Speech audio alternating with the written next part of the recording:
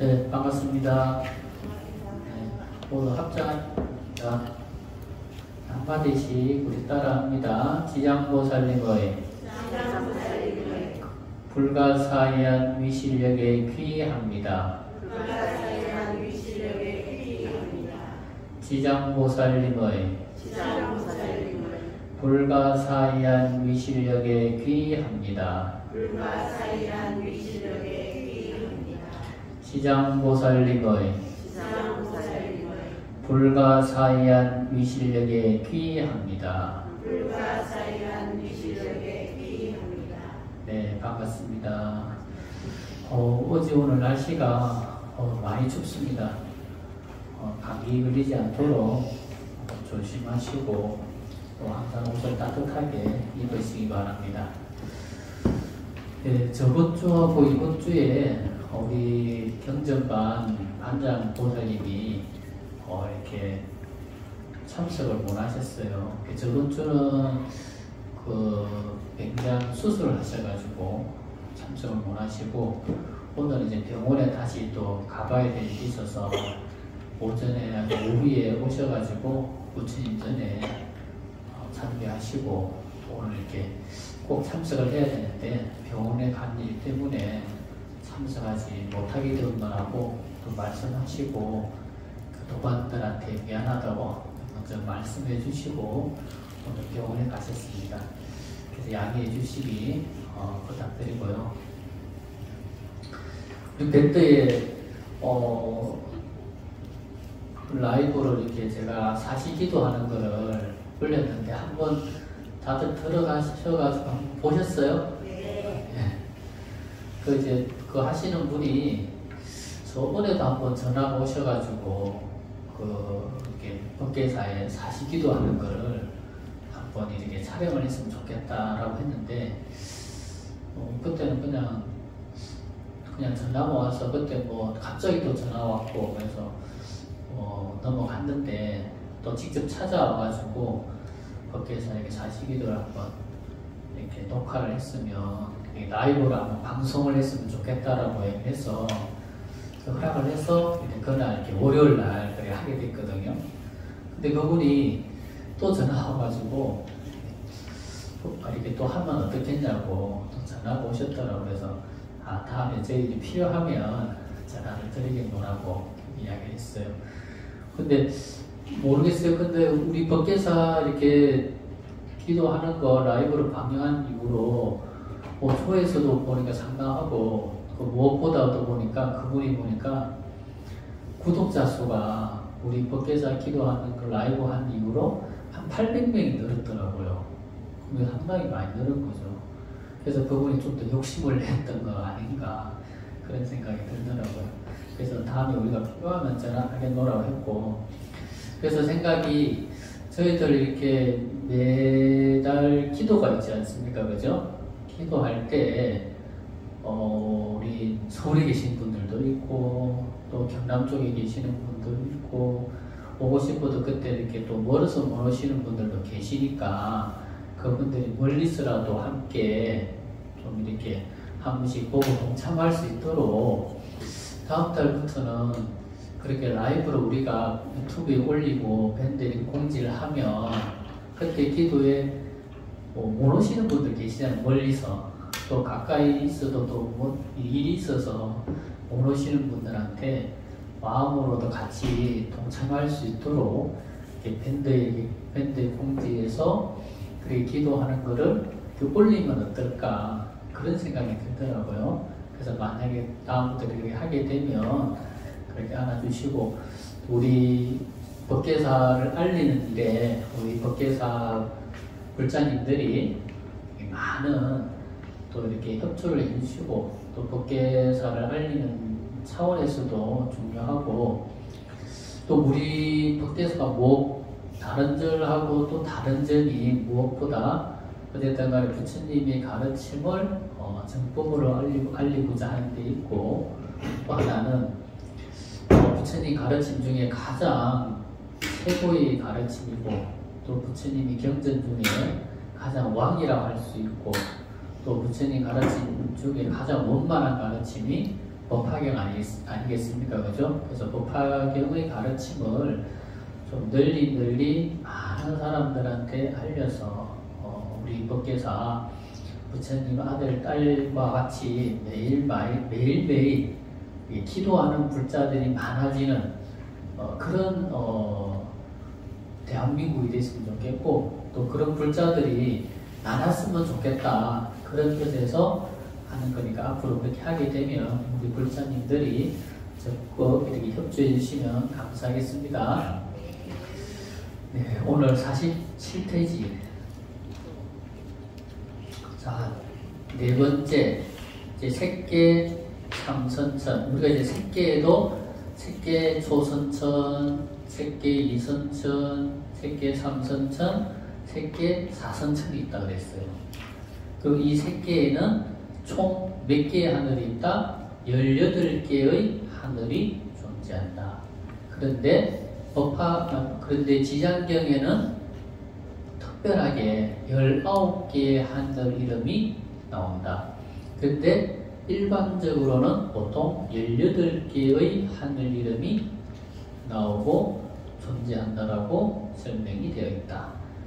지금 이제 색계 4선천 중에서 세 번째 삼선천에 대해서 설명하고, 이 삼선천에서는 어떤 수행을 해야지만이 이 삼선천에 속하는 하늘세계에 태어나는지에 대해서 설명을 하고 있다. 그리고 우리가 앞에서 사천왕천에서부터 지금까지 일관되게 설명하고 있는 것 중에 하나가 뭐였습니까? 하늘세계에 사선천이 인간의 400년이 사선천의 하루다 그랬잖아요. 그죠? 그리고 도리천이 인간의 800년이 도리천의 하루다 이렇게 말씀을 드렸어요. 그래서 각 하나의 하늘세계 하나의 하늘세계 한 단계 올라갈 때마다 인간의 수명이 배로 늘어난다 그랬죠. 4배로, 2배로 이렇게 늘어난다 그랬어요. 그리고 천상세계는 사람이 태어나면 남자는 대략 20세, 여자는 대략 16세에서 18세. 그러니까 한 번 탁 태어나면 그 나이로 죽을 때까지 살다가 죽는 거예요. 그래서 어떤 책에는 보면 천상세계에는 우리가 인간의 부모님 몸을 빌려서 태어나는 게 아니고, 그래서 우리는 어머니 모태를 통해서 태어나지 않습니까? 그죠? 근데 천상세계에는 화생이라 그래가지고 그냥 뿅 하고 태어나는 거예요. 근데 그 어떤 책에 보면 그 화생을 뭐라고 표현해놨냐면 마치 꿈에서 깨어나듯이 태어난다. 그런 표현을 해놨어요. 우리가 잠을 자다가 꿈속에서 이렇게 꿈을 보다가 탁 깨면은 깨듯이 그렇듯이 잠깐 사이에 천상세계에 태어난다는 거예요. 그래서 태어나면 남자는 20세, 여자는 16세 전후로 해서 태어난다는 거예요. 그래서 한 번 태어나면 그 나이로 죽을 때까지 살다가 죽는다는 거예요. 어쨌든 간에 그렇게 인간의 그 천상세계는 그렇게 수명이 배로 늘어난다. 그걸 기억하세요. 자, 이제 첫 번째는 13번째 중에 이제 소정천. 소정천. 앞에는 뭐가 있었습니까? 소광천이 있었고, 무량광천이 있었고, 광음천이 있었잖아요. 그죠? 여기는 똑같아요. 소광천이 있었듯이 여기는 소정천. 소정천이란 초선의 이생 희락지를 얻은 기쁜 마음을 버리고 이선의 정생 희락지의 즐거움을 얻었다. 하지만 여기의 즐거움은 대상에 있는 것이 아니라 청정한 마음의 단박하고 고요한 자리에서 묘한 즐거움이 나온다. 그러니까 이제 즐거움이 나오는 것이 달라진 거예요. 그 앞전에는 즐거움이 어디서 나온다고 그랬어요?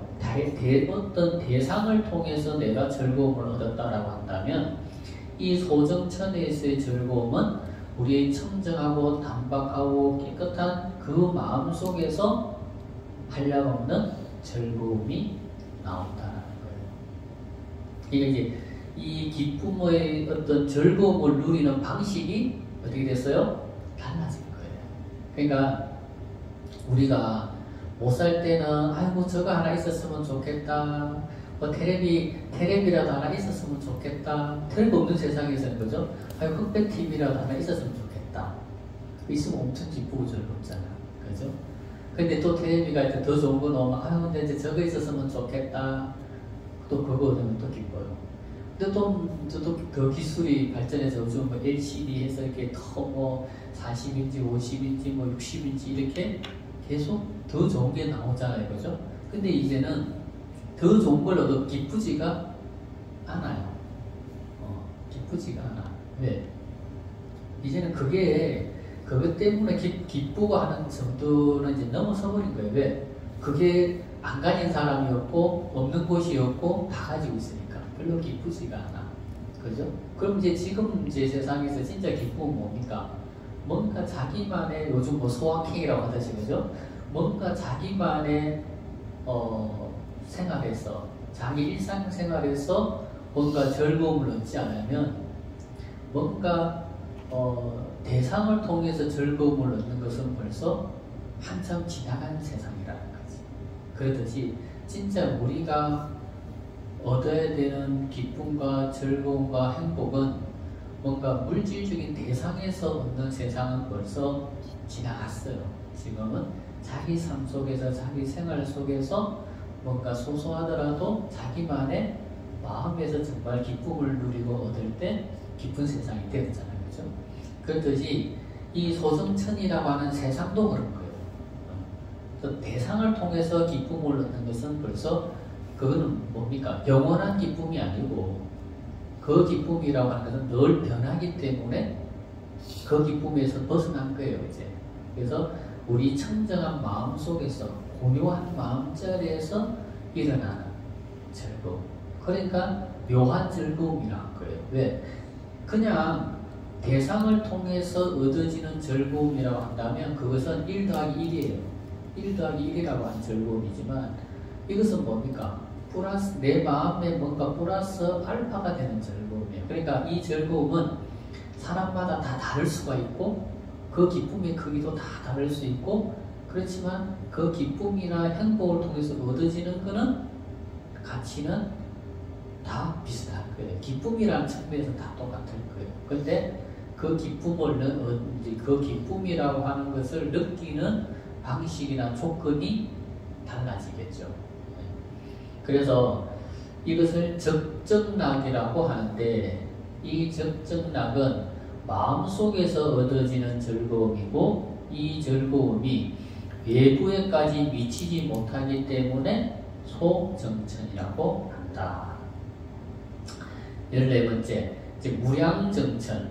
이제 소정천은 이 즐거움이 뭡니까? 나의 마음속에서 일어나고 내 마음속에서밖에 이 즐거움이 행복이 아직 미치지 못하는데 지금 무량이라고 했으니까 이 즐거움과 행복이 끝없이 펼쳐진다는 거거든. 무량이라는 것은 끝이 없다라는 거잖아요. 그죠?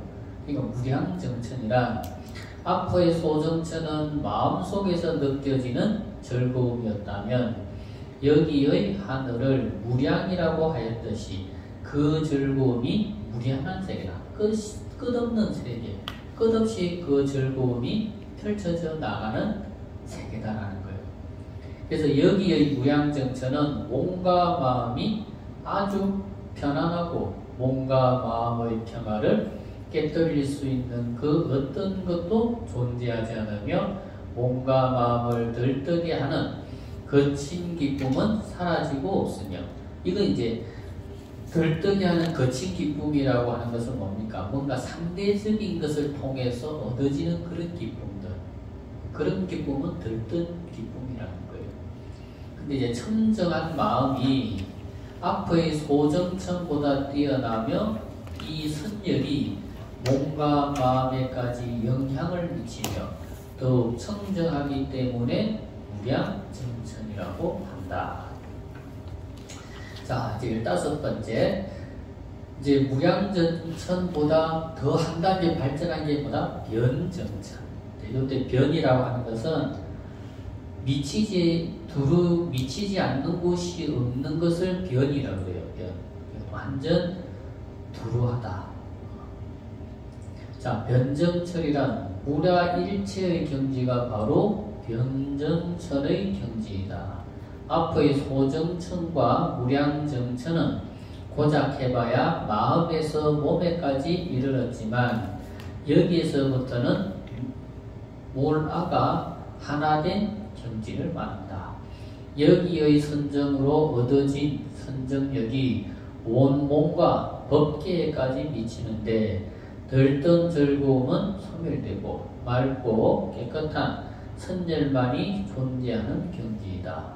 이 경지를 이히 묘락지라 하는데 묘락이란 즐거움의 실체가 있는가 하고 살펴보면 그 실체가 없고 또 하지만 없다고 하자니 또한 설명할 수 없는 선열이 존재하기에 묘락이라고 하는 것이다. 그러니까 이 즐거움은 분명히 이 즐거움이 있는데 이 즐거움을 찾으려고 보면 실체적인 것이 없고 그렇다고 없다고 하자니 말할 수 없는 행복과 즐거움이 존재하는 거예요.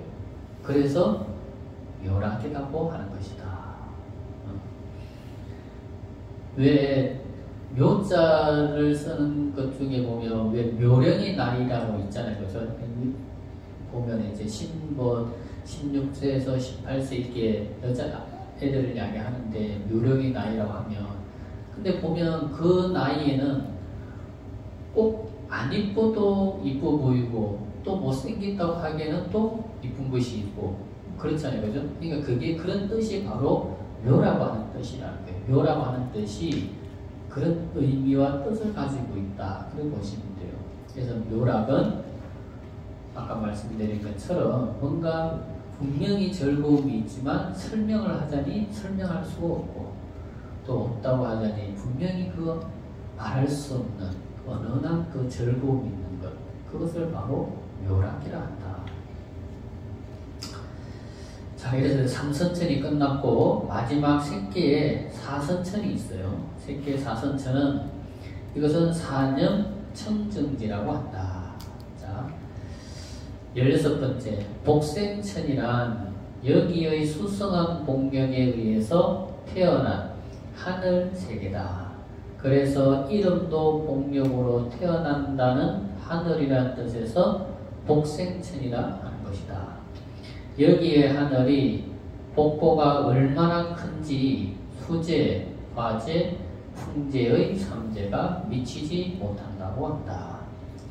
자, 삼재 중에서 화재, 수재, 풍재가 일어나면 초선천까지 미친다고 하는데 삼재가 일어나서 초선천에 미치면 초선천에 살고 있는 모든 하늘 사람들이 죽으며 이선천까지 이선천까지는 화재는 미치지 못한다. 하지만 수재와 풍재의 재앙은 피해가지 못한다고 한다. 자, 삼선천까지는 화재와 수재의 재앙은 미치지 못하지만 풍재의 재앙을 피해가지 못한다고 한다. 그 이유는 삼선천을 이희묘락지라 하는데 이희묘락지도 아직은 미세하지만 마음의 떨림이 즐거움이 남아있기 때문에 그 미세한 마음의 떨림이 바람이 되어서 삼선천의 하늘까지 미치는 것이다. 그래서 이 우리가 살고 있는 이 사바세계를 중심으로 해서 사선 6개 6천, 그죠? 그리고 3개 초선천, 3개 이선천, 3개 삼선천까지는 여기서 말하는 것처럼 제일 첫 번째, 그죠? 초선천까지. 그러니까 이제 수재, 뭡니까? 천에 뭡니까? 화재, 수재, 화재, 풍재. 이게 3재인데, 이게 수재, 화재, 풍재에서 제3선천까지의 하늘 세계는 다 파괴된다라는 거예요. 그러니까 그 삼선천에 있는 중생들이 이 세계가 파괴될 때 그 삼선천에 살고 있는 중생들까지 다 죽는다라는 거예요. 그러니까 이 세계들은, 옥생천 밑에 있는 이 세계들은 말하자면 영원한 세계가 아니라는 거예요. 이 세계까지는 생사가 생사의 균에서 벗어나지 못한 세계라는 거예요. 그래서 이 이제 색계 사선천까지는 수재, 화재, 풍재라고 하는 삼재의 재앙에서 벗어나지만 이 삼선천 밑으로의 세계, 사선천 밑으로의 세계는 수재, 화재, 풍재의 재앙으로 하늘 세계가 다 파괴되고, 하늘 세계가 파괴될 때 그 세계에 살던 중생들도 다 죽는다.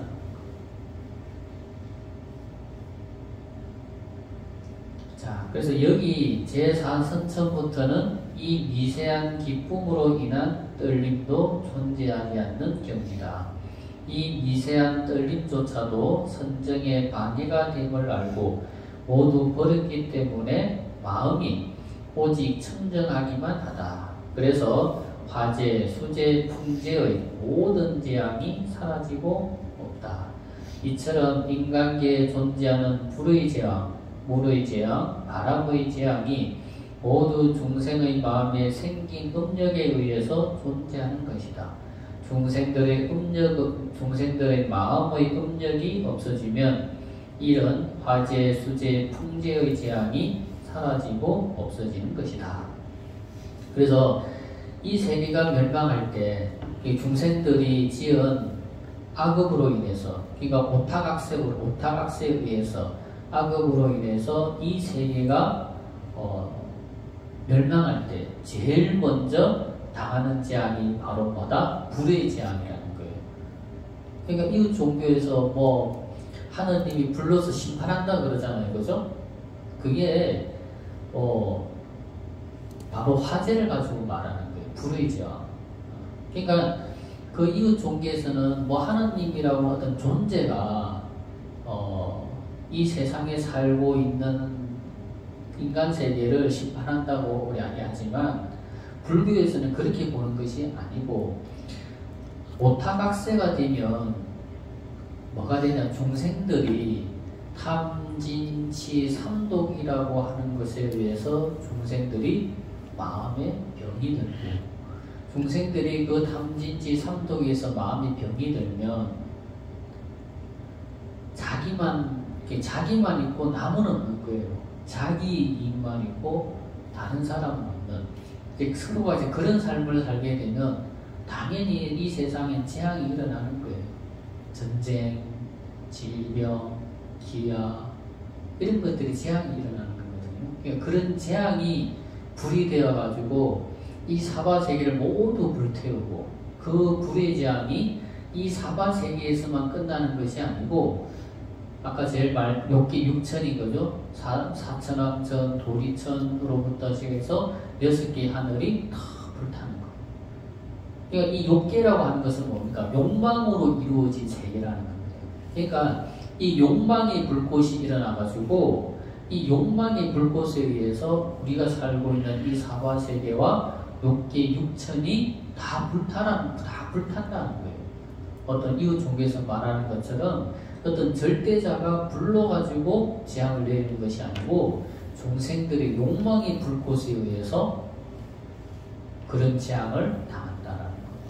이 욕망의 불꽃이 얼마나 위험하냐면, 이 욕망의 불꽃이라고 하는 것은 다른 사람도 태우지만 결과적으로 자기 자신도 불에 타는 거예요. 자, 불이 나무에 붙어서 불이 일어나잖아요, 그죠? 그 불이 활활 타서 그 불이 옆에 나무도 태우고, 그 옆에 나무도 태우고, 산도 태우고, 숲도 태우고, 다 태워요. 다 태우면 자기는 안 타나요? 자기도 타잖아. 그죠? 남도 타고, 남도 다른 존재도 재앙을 받지만 자기 자신도 재앙을 받는 거예요. 그래서 이 욕망이 불꽃이라고 하는 재앙에 의해서 욕계 6천이 다 타버리는 거예요. 그리고 그 다음에 이제 새끼 이제 욕계는 이제 다 불타가 없어지고, 그리고 이제 새끼 초선천, 이선천, 삼선천이 있잖아요, 그죠? 그러니까 새끼 초선천까지는 이제 어떻게 되느냐? 새끼 초선천에서 이선천까지, 그러니까 초선천을 말하는 거죠, 그죠? 그러면 이제 여기서 보면 초선천까지 불탄다고 이야기를 했어요, 그죠? 초선천까지 욕계 6천하고 새끼 초선천까지 다 불탄다. 그럼 새끼 초선천이 뭐였어요? 범중, 범보, 범천, 그래서 대범천이었잖아요, 그죠? 이 세 개 다 불타는 거예요. 그러면 새끼 이선천은 그 다음 뭐로 의해서 그 세 개가 멸망한다고 그랬어요? 수재. 이 수라고 하는 것은 뭡니까? 이것도 물의 재앙인데, 이 물의 재앙도 우리가 가지고 있는 탐진지, 삼독이라고 하는 것이 물의 재앙으로 인해서 제2선천까지 다 물에 잠겨서 세계가 파괴되고 그 세계에 살고 있는 중생들이 다 죽는다는 거예요. 그러면 세계 3선천은 마지막에는 풍재, 바람이라고 하는 재앙이 일어나가지고 세계 3선천까지 다 파괴시키고 거기에 살고 있는 중생들이 다 죽는데, 그 죽는 이유가 뭐라고 그랬어요? 절고 묘락이 있다. 그 삼선천까지는 뭐라 했습니까? 정이 묘락지라고 했잖아요. 이 세계는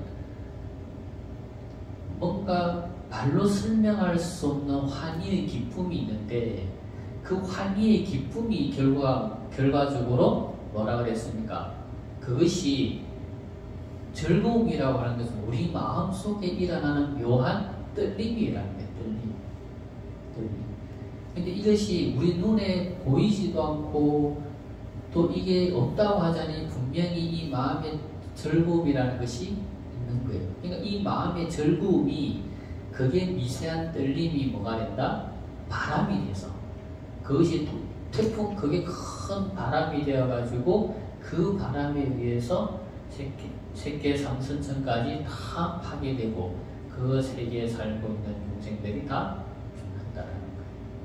그럼 이 삼재에 의해서 유일하게 재앙을 당하지 않는 세계는 뭐다? 세계 4선천부터는 그런 화재라든가 수재라든가 풍재라고 하는 그런 재앙이 없는 세계다. 그래서 이 세계에 태어나면은 그런 생사윤회에서 윤회하지 않는 삶을 살게 되는 거예요. 근데 이 세계부터는 아까 말한 것처럼 복덕과 지혜가 갖추어져야지만이 이 세계에 태어날 수가 있는 거예요. 그러니까 우리가 이런 세계에 태어나는 게 얼마나 어려운지를 알아야 돼요. 그렇게 쉽게 태어날 수 있는 세계가 아니다. 어떻게 보면은 극락세계에 태어나는 게 더 쉬울 수가 있다. 극락세계는 내가 선행을 닦고 공덕을 지으면서 내가 부처님 세계에 태어나겠다라고 하는 그 원력만 흩어지지 않고 그 원력만 내가 견고하다면 부처님께서 내가 임종할 때 부처님께서 나를 데리러 오신다는 거잖아요. 그러니까 극락세계에 태어나는 게 더 쉬운 거예요. 이 세계에 태어나는 것보다. 그래서 복생천은 수성한 복력에 의해서 태어나기 때문에 복생천이라 한다. 자, 17번째 복예천. 자, 여기에 하늘은 사념. 이 사념이라는 것은 아까 이익요락지의 그런 즐거움이라고 하는 그런 생각들이 다 버려지고 없어져서 청정한 세계를 말하는데, 이 사념이 청정하고 수승한 견해가 청정하며 복이 막힘이 없으며 묘한 수순을 얻어서 희와 낙을 모두 버리고 다시는 고하는 바가 있다면 복덕을 쌓아서 광가천에 태어나기를 바랄뿐이다.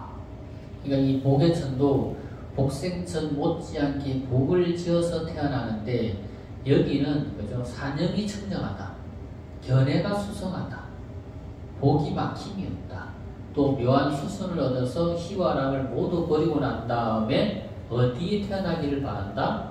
광과 천이라고 하는 세계에 태어나기를 바란다는 거예요. 자, 18번째, 광과 천이란 범부로서 얻을 수 있는 과보 중에서 이것보다 수소한 과보는 없다. 중생으로서 얻을 수 있는 과보 중에서 최상의 과보다. 모든 공덕이 아래의 그 어떤 하늘보다도 가장 뛰어난 하늘세계다. 자, 19번째, 무상천. 자, 무상천은 색계 사선천 중에서도 가장 특별한 하늘이 바로 무상천이다. 부처님께서 이 하늘을 다른 말로는 외도천이라 하셨다. 부처님의 공사상을 잘못 이해한 수행자들이 태어나는 하늘이다. 자, 선정을 닦다 보면 선정 속에서는 한 생각도 일어나지 않는 것에 집착해서 거기에 집착한 수행자들이 태어난 곳으로 선정을 통해서 지혜를 개발해야 하는데 한 생각도 일어나지 않는 자리를 열반의 경리로 착각해서 그런 것이다. 자, 이 무상천을 다른 말로 부처님께서 뭐라고 한다고요? 외도천이다. 그러니까 그래서 무상은 예를 들어 이게 무상천이 이제 잘못 이해했을 때가 이렇게 되는데, 우리가 공사상을 처음에 서양의 공사상이 처음에 서양에 전해졌을 때 처음에 공사상을 받아들였던 사람들이 공사상을 잘못 이해를 하고 어디에 빠지냐면 허무주의에 빠져요. 허무주의. 아무것도 없는 것이 공이다. 이렇게 생각을 했다는 거죠. 마찬가지로 부처님의 공사상이 중국에 전해졌을 때 중국 사람들이 공사상을 어떻게 이해했냐면, 중국 사람들이 공사상을 처음에 이해를 못했을 때 뭐로 이해했냐면 무로 이해했어요. 아무것도 없는 것이 바로 공이다. 이렇게 이해를 했다는 거예요. 그러니까 마찬가지로 근대 서양에 공사상이 전해졌는데 공사상을 잘못 이해한 사람들이 허무주의에 빠졌다. 다음 이게 죽고 나면 아무것도 없다. 죽고 나면 끝이다. 이렇게 말하는 거예요. 그게 허무주의라는 거예요. 허무주의. 죽고 나면 아무것도 없다. 공이라고 하는 것은 아무것도 없는 것을 공이란다. 이렇게 이해를 하면 그게 바로 그렇게 수행을 하는 사람들이 태어난 세계가 어디다? 무상천이라는 거예요. 무상천. 그러니까 공을 잘못 이해하면 잘못된 세계로 빠질 수가 있다.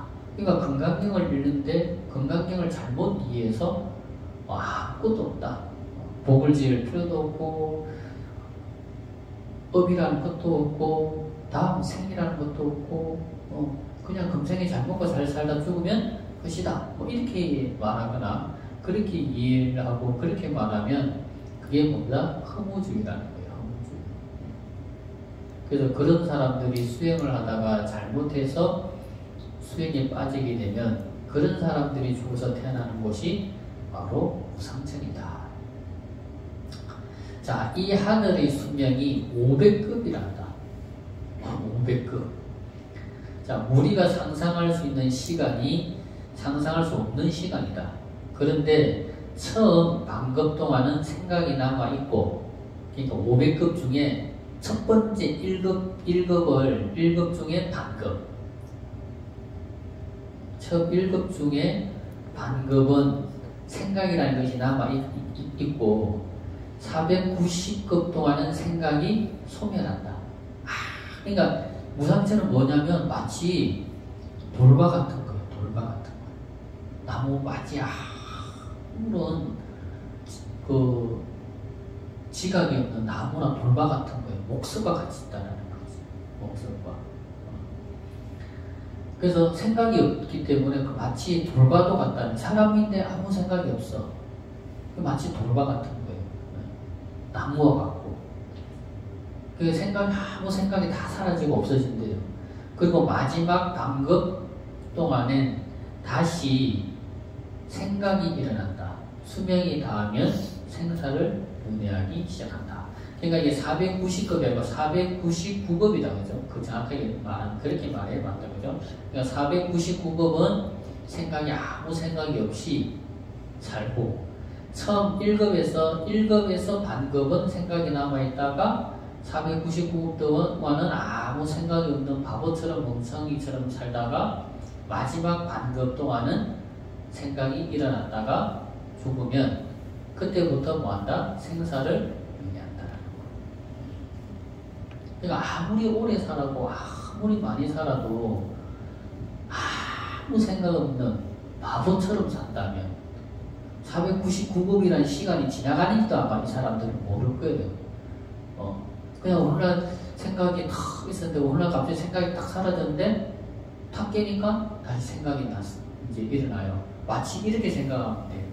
내가 잠을 자려고 누웠을 때는 뭡니까? 생각이 있을 때고, 잠에 꿈에 들어서 꿈속에서 499급 동안은 꿈속에서 허우적거리다가 탁 깨니까 생각이 있는 거와 마찬가지예요.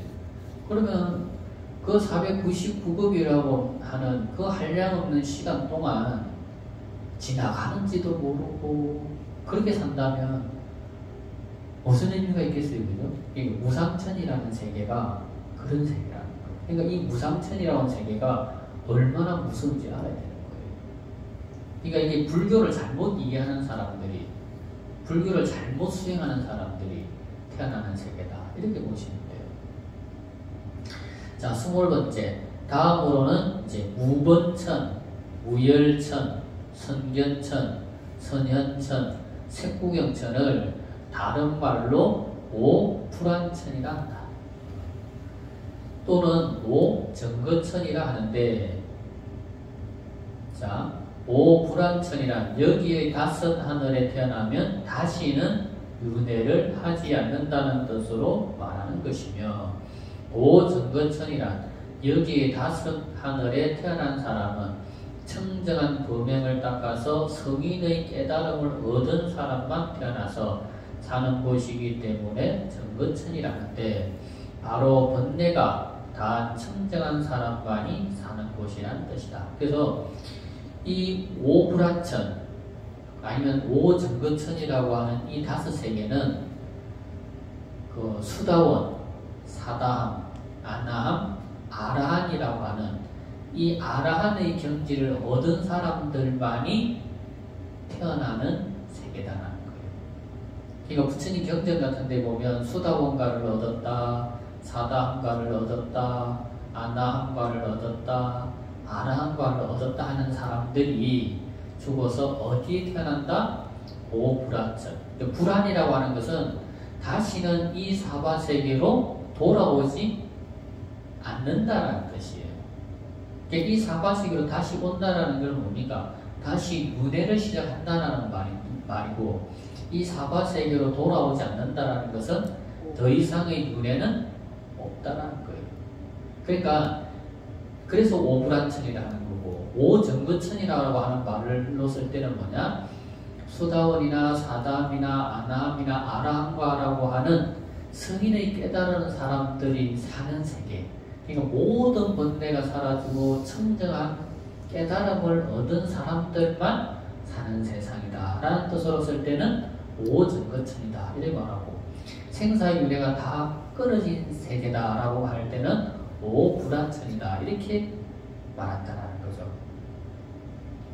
그래서 우리가 법화경에서 보면 사립을 존자로 해서 목련, 안암, 마가스 이런 사람들, 그리고 그 당시 영산회상에 참여했던 수많은 부처님 제자들이 죽으면 어디로 간다? 바로 이 오정거천에 가서 태어난다는 거. 그러면 이 오정거천에 태어나지 않으려고 하면 어떻게 된다? 아라한과를 얻은 사람들이, 성인의 깨달음을 얻은 사람들이 이 오정거천에 태어나지 않으려고 하면 어떻게 되냐면은 바로 안욕따라 삼약삼보리라고 하는 부처님 무상보리를 얻겠다라고 하는 원력을 세우게 되면 이 세계에 태어나지 않게 돼요. 그러면 불국토에 태어나서 보살행을 닦는 거예요. 보살행이라고 하는 건 뭡니까? 중생구제의 원력을 가진 성인들이잖아요. 그죠? 근데 중생부지 원력을 가진 성인이 이 사바세계로 절대 올 수 없다라고 한다면 중생부재가 안 되는 거잖아요. 만약에 간세음 보살님 같은 분이 극락세계에 계시는데 이 간세음 보살님이 중생부지 원력을 가지고 있어. 근데 이 간세음 보살님이 이 사바세계로 절대 올 수 없다라고 하면 우리가 간세음 보살님한테 기도할 필요가 없어요. 왜?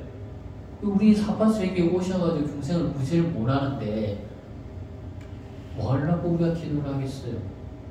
근데 간세음 보살님은 중생부지의 원력이 있기 때문에 우리가 지역하는 마음으로 기도하고 하면 32영신이라고 하는 몸으로서 이 사바세계 중생들을 구제해준다라는 거잖아요. 그죠? 그러니까 보살은 중생부지의 원력이 있기 때문에 다시 이 사바세계 중생들을 구제하기 위해서 오실 수가 있는 거예요.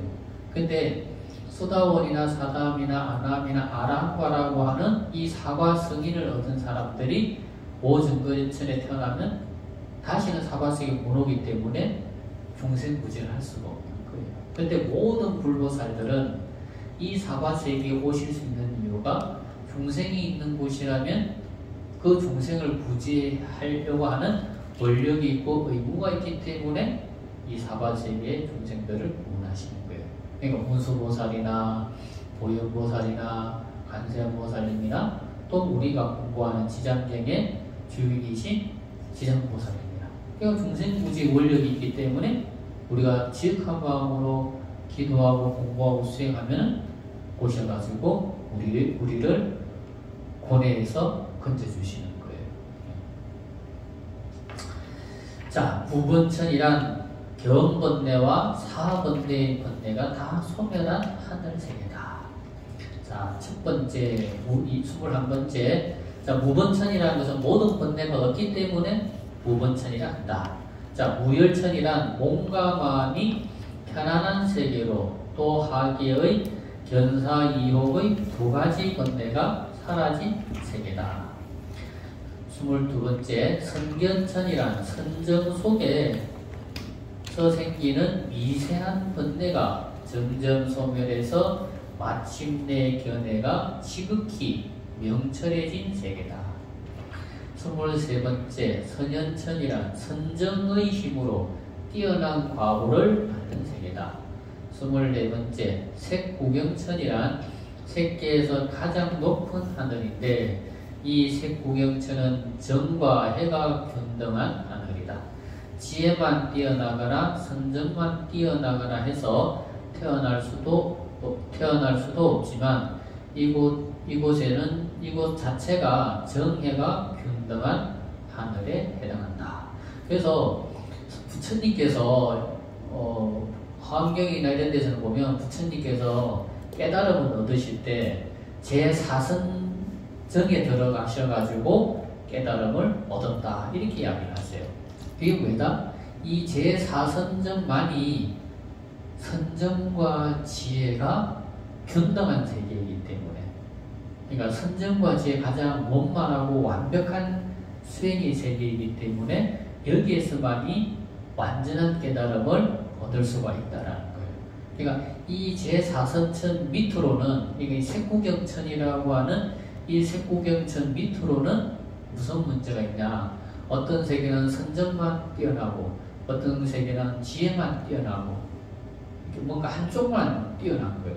근데 그러니까 이제 제3선천까지는 선정이 뛰어난 세계고 제4선천까지는 지혜가 뛰어난 세계예요. 그 중에서 뭐라고?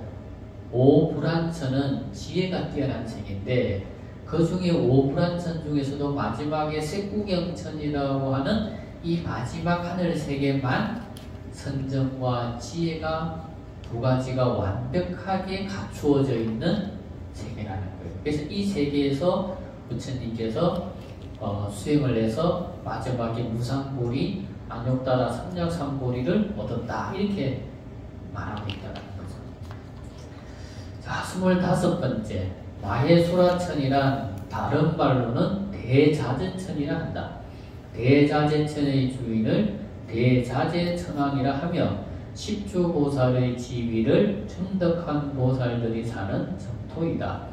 대지도론에서는 여기 대자재천의 천왕은 3개의 눈과 8개의 팔을 가지고 있으며 하얀 소를 타며 흰색의 불자를 들고 있으며 이 천왕의 위시력이 한 생각에 대천세계에 내리는 빗방울의 숫자까지도 헤아릴 수 있다고 한다. 104기 신중애참에서는 여대화연, 원만신통, 대적, 건강성자라고 표현하는데 이 말을 풀이하면 대적 건강성자는 여대의 화연이고 신통이 원만자재하다는 말이다. 대지도론에서는 대천세계에 내리는 빗방울의 숫자까지 헤아릴 수 있다는 말이 틀린 말이 아님을 알 수 있다. 여기까지가 색계사선의 하늘에 해당한다. 그러니까 이 마예수라천이라고 하는 이 하늘세계의 천왕은 이름이 대자재천왕이라 하고 이 대자재천왕에 태어나는 부르는 어떤 보살이다? 수행으로 보면 십주보살이라고 하는 보살의 지위를 얻은 보살들만이 태어나서 사는 세계라는 거죠. 근데 이 세계의 천왕을 아까 말한 것처럼 우리가 신중애참에서는 열애화연, 원만신통, 대적, 건강성자라고 표현하고 있다는 거지. 이게 신중애참에서 첫 번째 신중lum이잖아요. 그죠? 우리 탱하에도 있잖아요. 우리 탱하에도 저기 보면 맨 위에 보면 제일 큰 그림, 그죠? 저 가서 보시면 얼굴 3개, 눈이 3개 있고 팔이 8개 있고 있는 성자 있잖아요, 그죠? 저분이 바로 여기서 말하는 마예수라천왕이라는 거예요. 마예수라천왕. 그러니까 이 마예수라천왕이 모든 말하자면 모습이 있는 무색계는 이 하늘은 이름은 존재하는데 이 세계의 이 세계 이름은 존재하지만 이 세계의 모습은 없어요. 근데 색계까지는 모습이 존재하는 세계거든요. 그러니까 이 세계라고 하는 어떤 세계의 존재에 있어서 가장 높은 세계가 마예수라천이고 이 세계 천왕이 바로 대자재천왕이라는 거고 이 대자재천왕을 우리 신중탱화에서는 아까 말한 것처럼 열애화연, 원만신통, 대적, 건강성자 줄여서는 대적 건강이라 하기도 하고 대적 건강이라고 표현한다는 거죠. 자, 26번째 다음은 무색계의 사천을 밝히겠다.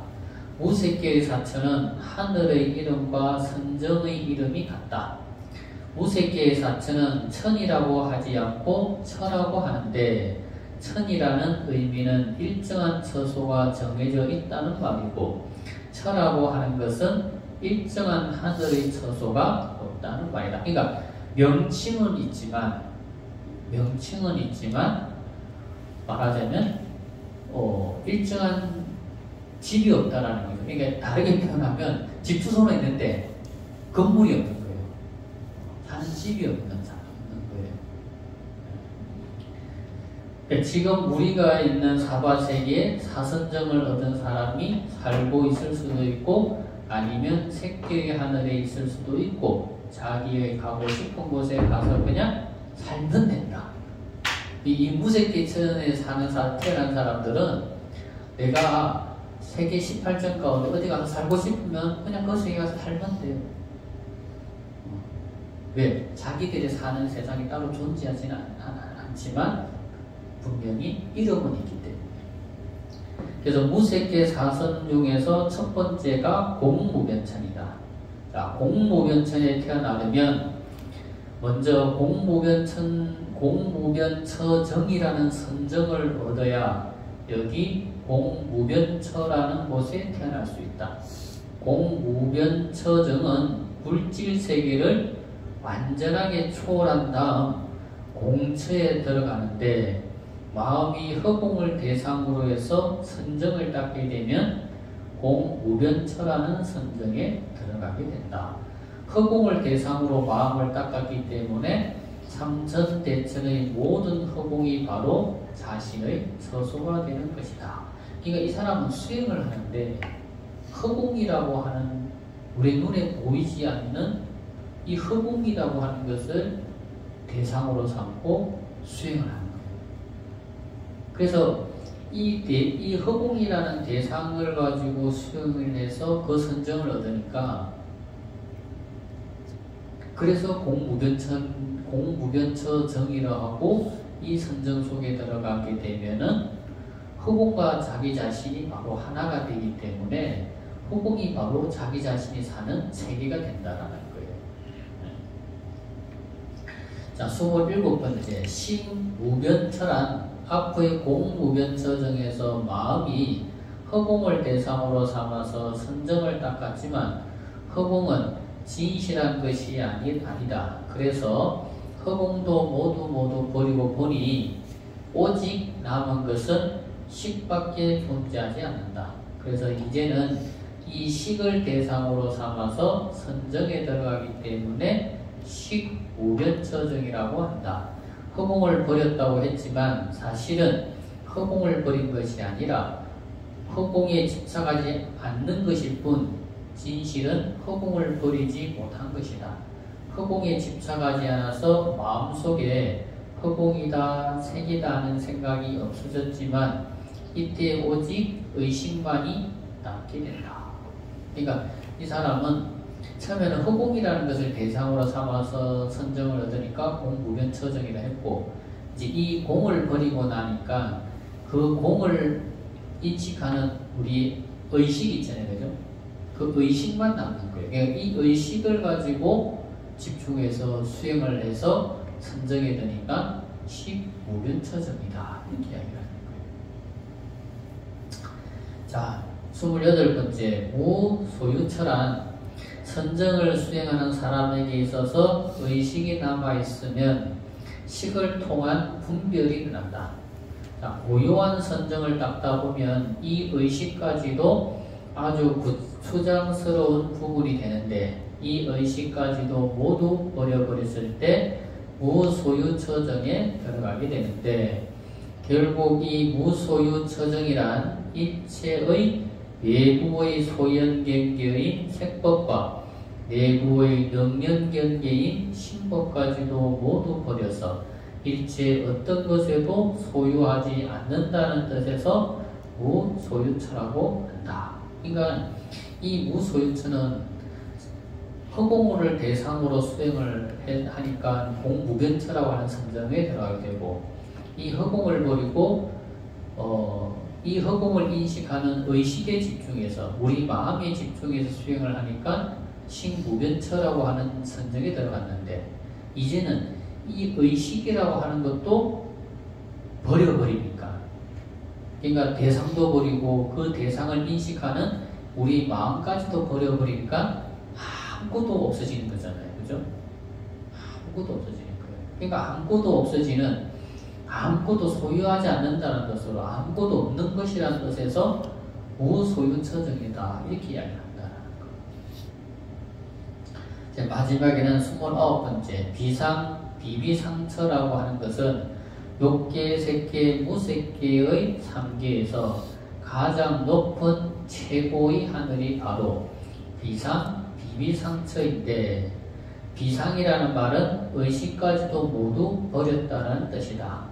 모든 사량분별의 근원인 식을 버렸기 때문에 비상이라고 하는 것이요. 그러니까 모든 대상을 인식하는 우리의 분별하는 마음까지 다 버리니까 뭐라고 한다? 비상이라고 하는 거고 비비상이란 비상의 대상이 대상까지도 버렸기 때문에 비비상이라 하는 것이다. 그 식의 대상의 비상의 대상인 대상 그 마음이라고 하는 그 마음까지도 또 다 버려버린 거예요. 그래서 비비상이라고 한다. 그래서 외도들은 이 비비상처정에 들어가면 대열반에 들어가서 영원히 불생불멸한다라고 생각하는데 하지만 이 비비상처도 수명이 있다. 그 수명은 8만 대급이라고 한다. 아무튼 상상할 수 없는 수명을 가지고 있지만 언젠가는 8만 대급이라는 시간도 지나갈 것이다. 아무튼 우리 같은 범부 중생들은 아미타 부처님의 위시력에 의지해서 왕생하는 것만이 영원한 생사해탈의 길이다. 그래서 부처님께서 출가하셔가지고 처음에 부처님께 외도를 스승으로 삼아서 선정수행을 닦았거든요. 그래서 두 번째 만났던 외도의 스승으로부터 선정수행을 해서 부처님께서도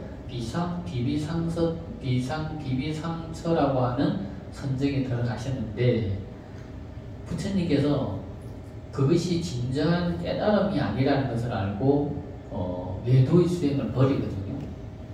그러니까 왜 부처님 외도의 수행을 버렸냐면, 부처님께서 그 선정 속에 있을 때는 모든 근심, 걱정, 번뇌가 다 사라진 듯한데 정말 영원한 어떤 대열반의 경지 같은데, 문제가 뭐가 있냐, 그 선정에서 딱 나오면 괴로움이 그대로 존재하는 거예요.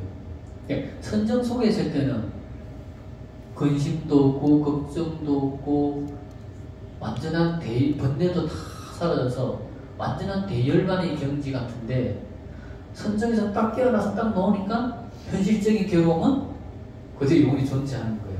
그러니까 부처님께서 이거는 올바른 수행이 아니다라는 것을 이제 아시고 부처님께서 그 수행을 버린 거예요.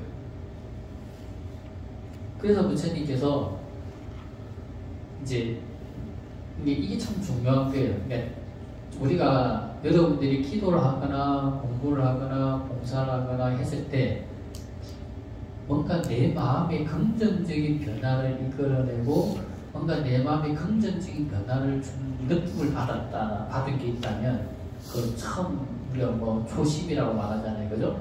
처음 아주 기도를 했는데 내가 참 좋은 어떤 느낌을 받은 게 있어. 또 공부를 하면서도 내가 뭔가 좋은 느낌을 받은 게 있어요. 근데 봉사를 하면서도 뭔가 참 좋은 느낌을 받은 게 있다면 그 느낌이 진짜 중요한 거예요.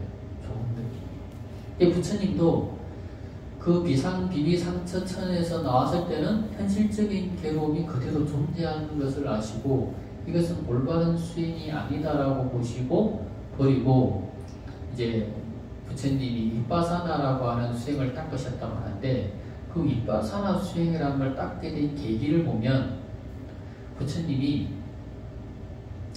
이제 우리도 보면 그 왕이 이제 봄이 되면 이제 농사철이 농사철이 시작될 때 왕이 뭡니까 쟁기질을 하잖아요, 그죠?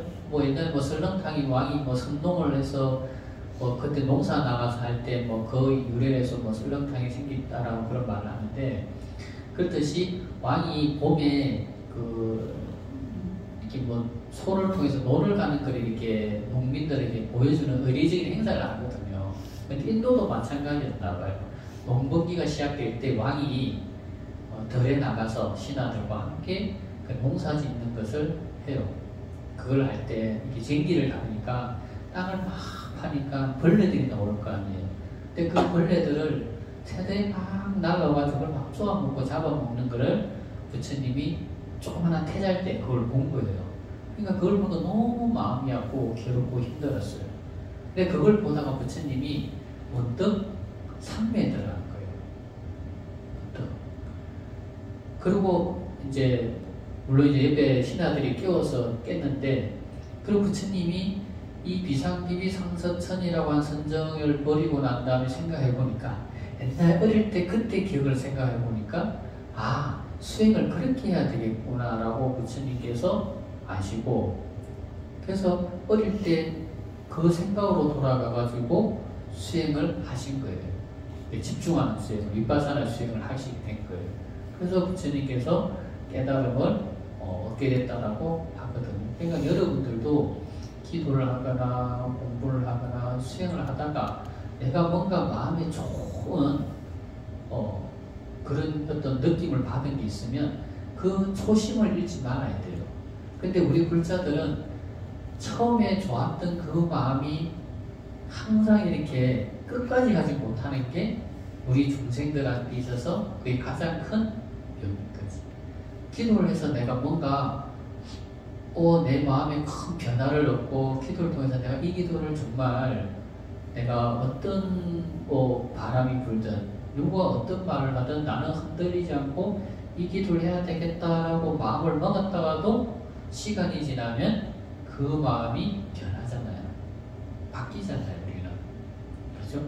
근데 그 마음이 가장 잊지 않고 그 마음으로 항상 돌아가서 우리가 공부를 하거나 기도를 하거나 봉사를 하면 여러분들은 무엇을 하든 간에 기도를 통해서 기도의功德이 있고 공부를 하더라도 공부의功德이 있고 봉사를 하더라도 봉사의功德이 있게 되는 거예요. 근데 사람들은 항상 이 초지일관하는 마음들이 오래가지 못한다는 거. 그게 우리 불자들한테 있어서 가장 큰 병이라면 병이다. 이렇게 말씀을 드릴 수가 있을 것 같아요. 그래서 항상 이제 처음 마음을 잃지 않도록 여러분들이 기도하고 공부를 해야 된다. 왜 이런 말씀을 드리냐면 제가 이제 법화경 천일 기도를 이렇게 시작한 지 이제 2년이 넘었지 않습니까? 그 처음에 법화경을 이름을 써서 탁 썼을 때 어떤 보살들은 그걸 받으면서 너무 기뻐하며 너무 기뻐하고 너무 이렇게 환희심을 일으킨 사람들이 있었거든요. 그래서 내가 그런 말을 했어요. 그 보살님들한테 지금 그 마음을 절대 잃지 마라. 처음 받았을 때 그 환희, 내가 이 기도를 내가 죽을 때까지 하겠다라고 처음 가졌던 그 마음을 절대 잊지 마라. 그런 말을 하거든요. 근데 사람들이 시간 지나면 그 마음을 잃어버려요. 그 마음이 잃어버렸다라고 말하는 것보다는 어떻게 보면 그 마음이 바뀌어버린 거지. 근데 그 마음이 천일 동안 내가 죽을 때까지 그 마음을 잃지 않고 기도한다면 그 사람은 뭘 하든 그 사람은 나는 부처님 가피로 다 나는 이룰 거라고 봐요. 근데 사람들이 항상 그 마음이 오래가지 못하고 늘 바뀌더라는 거지. 그럴 때마다 자기 책에 써진 이름을 보면서 그때 처음 봤을 때의 그 기쁨과 한이심으로 돌아간다면 언제든지 새로운 마음으로 기쁜 마음으로 할 수 있다. 그러니까 여러분들이 처음 이 지장경을 공부할 때 여러분들 이름을 써서 주고 여러분들이 그 책을 받을 때 그 마음으로 이 지장경을 공부한다면 여러분들은 누가 뭐래도 끝까지 마칠 수가 있고 끝까지 공부할 수 있고 그 끝까지 공부한功德으로 여러분들 마음에는 큰 기쁨과 또 환희심 또 여러분들의 많은 마음의 어떤 공부가 저는 이루어진다. 저는 그렇게 보는 거죠. 그래서 항상 초심을 잃지 않도록 기도하고 공부하고 봉사할 수 있도록 그렇게 해야 됩니다. 네, 이제 잠깐 쉬었다가 이어서 함께 공부하도록 하겠습니다.